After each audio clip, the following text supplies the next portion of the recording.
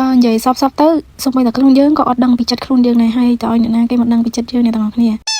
បើខ្ញុំវិញបាយនៅផ្ទះមានទេប៉ុន្តែចង់ទៅញ៉ាំបាយនៅក្នុងម៉ាតគេលក់ជាប្រអប់ហ្នឹងគេមានម្ហូបមានអីស្រាប់ហ្នឹងដូចឃើញនៅក្នុងវីដេអូអញ្ចឹងហើយគឺចង់ញ៉ាំខ្លាំងតែដោយសារតែមាន់ពណ៌ក្រហមហ្នឹងគឺមានរសជាតិឆ្ងាញ់អ្នកទាំងអស់គ្នាប៉ុន្តែអាម្ហូបផ្សេងៗហ្នឹងវាអត់សូវឆ្ងាញ់ទេអញ្ចឹងខ្ញុំទិញហ្នឹងគឺខ្ញុំចង់ញ៉ាំតែមាន់ហ្នឹងតែវាឆ្ងាញ់ហ្នឹងមិនមែនទិញតែបាយមកប្រអប់ហ្នឹងទេគឺយើងទិញគីមប៉ាប់មួយទៀតអ្នកទាំងអស់គ្នាហើយគីមប៉ាប់ហ្នឹងក៏ធ្វើពីបាយដូចគ្នា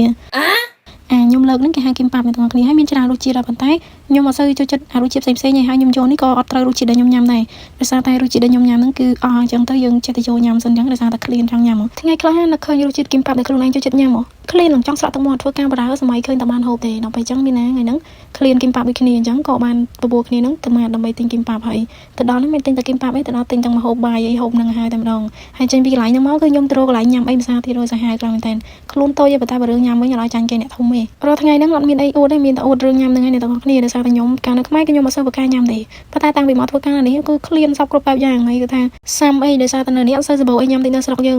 មែនណាយូរខ្ញុំបានញ៉ាំម្ដងទេដោយសារតែយើងទ្រាំតែចិត្តទិញឲ្យបានរៀងថ្លៃផងអ្នកទាំងអស់គ្នាហើយបើសួរថានៅនេះហើយនឹងនៅខ្មែរចង់ទៅរស់នៅណាជាងខ្ញុំប្រហែលជាឆ្លើយថាចង់ទៅនៅខ្មែរជាងហើយដោយសារតែនៅនោះសបោអីញ៉ាំហើយមានរបស់ប្លែកៗជាច្រើនហើយហេតុផលមិនមានតែប៉ុណ្្នឹងទេអ្នកទាំងអស់គ្នាគឺនៅមានច្រើនទៀតប៉ុន្តែគាត់ថាខ្ញុំអត់ចង់វែកញែកវែងឆ្ងាយទេតោះតែអ្នកដឹងមិនដឹងអញ្ចឹងហើយបើសិនជាអ្នកទាំងអស់គ្នាចង់ដឹងអាចសាកមកធ្វើការដូចខ្ញុំបាននឹងបានស្គាល់រសជាតិបែបហ្នឹងហើយ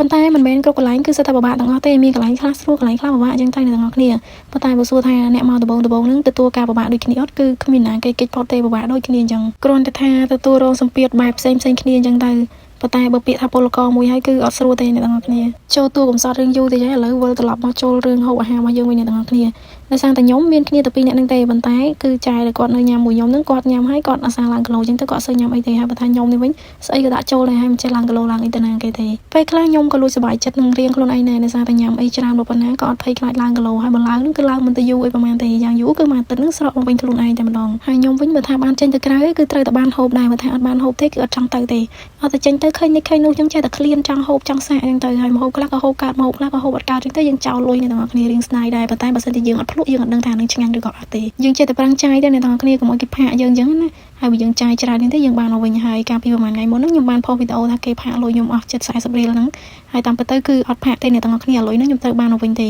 ក៏ប៉ុន្តែដោយសារតែការគេឲ្យកដាស់ហ្នឹងគឺវាមានដាក់សញ្ញាដកឲ្យទៅយើងគិតថាគេយើងហ្នឹងនឹងត្រូវបានឲ្យលុយហ្នឹងទៅគេចឹងប៉ុន្តែគេថាតតែសញ្ញាបូកមកយើងឲ្យគេវិញតែសញ្ញាដកចឹងអាហ្នឹងបានយើងហើយសម្រាប់មកគឺខ្ញុំទទួលបានតែ$40ទេហើយម្នាក់ផ្សេងវិញទទួលបានឡើង$7800អ្នកទាំងអស់គ្នាគ្រាន់តែលុយយើងខំចាយហើយទាំងទទួលបានមកវិញហ្នឹងវាគួរសមដែរចឹងឥឡូវខ្ញុំចាប់ផ្ដើមសម្រុកចាយឲ្យទូអត់លុយក៏ត្រូវតែចាយដែរ